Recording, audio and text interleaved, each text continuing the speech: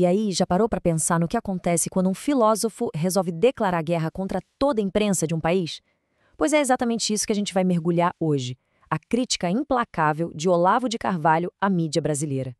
E olha, para ele, a coisa ia muito além de uma simples birra ou acusação de parcialidade. Tudo começa com essa frase, que é um soco na mesa. Pro Olavo, isso aqui não era só um desabafo, não. Era o sintoma de uma doença, sabe? A superficialidade da imprensa. O raciocínio dele era simples. Se os jornalistas nem se dão ao trabalho de ler as obras, como é que eles podem, de fato, criticar ou sequer entender o que está sendo dito? Esse é o ponto zero de toda a análise dele. E essa frustração toda nos leva direto para o primeiro pilar da crítica dele. Ele não se via apenas como alguém que não era entendido.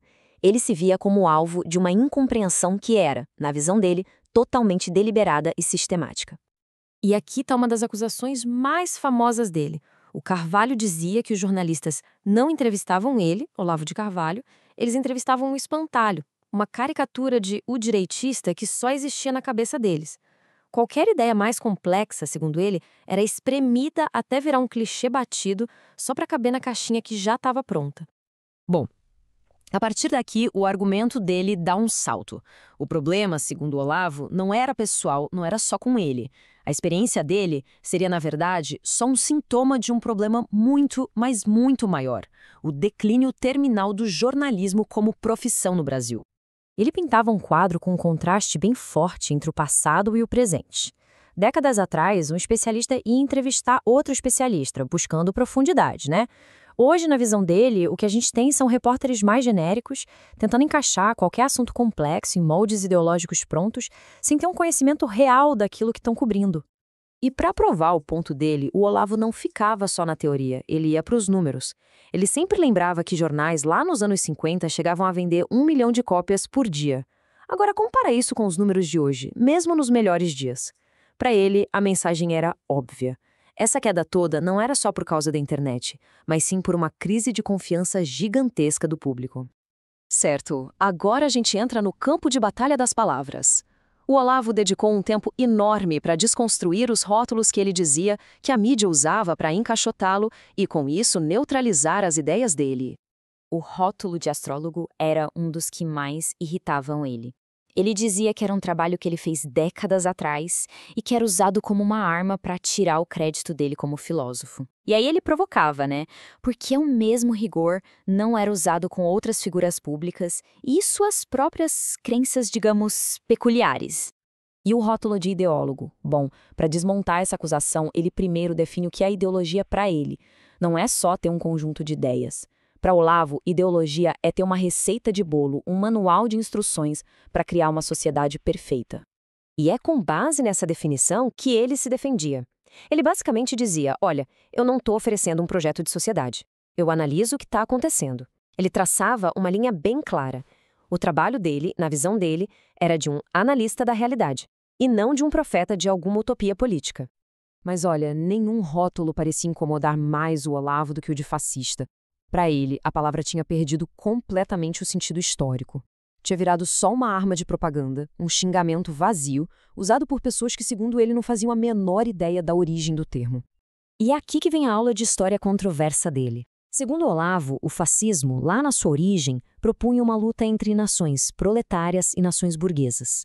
E o pulo do gato, segundo ele, é que essa ideia teria sido adotada, ironicamente, por Stalin. Então, na visão dele, a propaganda soviética começou a usar fascismo como um xingamento para todo lado, justamente para disfarçar que eles mesmos estavam usando uma estratégia que seria, em sua essência, fascista.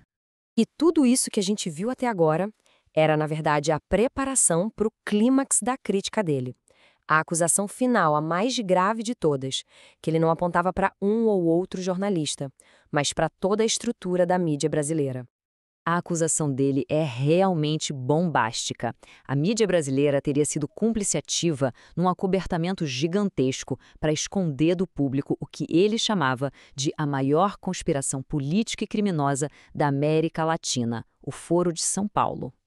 Segundo a descrição do Olavo, o foro era uma espécie de aliança estratégica que juntava na mesma mesa partidos de esquerda, como o PT, e organizações que ele descrevia como narcoterroristas, tipo as Farc da Colômbia. Essa conexão era o ponto central da denúncia dele. 16 anos. Pensa nesse número. Segundo Olavo, foi por mais de uma década e meia que a grande imprensa no Brasil teria trabalhado ativamente para negar, ou pelo menos minimizar, a existência do foro. Um apagão de notícias que, para ele, não era coincidência, era um projeto. E qual seria a consequência desse silêncio todo? Olavo apontava para este número, que é assustador: 200 toneladas de cocaína por ano. Ele traçava uma linha direta. O tráfico era das Farc. As Farc eram parceiras de partidos brasileiros no foro e a mídia, ao não falar sobre o foro, estaria na prática permitindo que isso acontecesse. O custo humano para ele era bem real e mortal. Para provar que o segredo era intencional, o Olavo usava essa suposta declaração do Lula como a prova do crime. Para ele, isso era uma confissão clara de que o projeto só podia dar certo no escuro, longe dos olhos do público. E o papel da mídia, segundo ele, foi exatamente garantir essa escuridão. E aqui, a acusação chega no seu ponto mais alto. Na lógica do Olavo de Carvalho, ao esconder o foro, a mídia não foi só omissa ou incompetente. Ela se tornou, nas palavras dele, cúmplice. Cúmplice de tudo que os membros dessa aliança fizeram, com consequências que, segundo ele, se medem em dinheiro, poder e, o mais grave, em vidas perdidas. E é assim que a gente termina. Concordando ou não com Olavo de Carvalho, a crítica radical dele deixa no ar uma pergunta fundamental, que ecoa até hoje. Quando se consome notícias, como é que se separa o que é jornalismo do que é propaganda?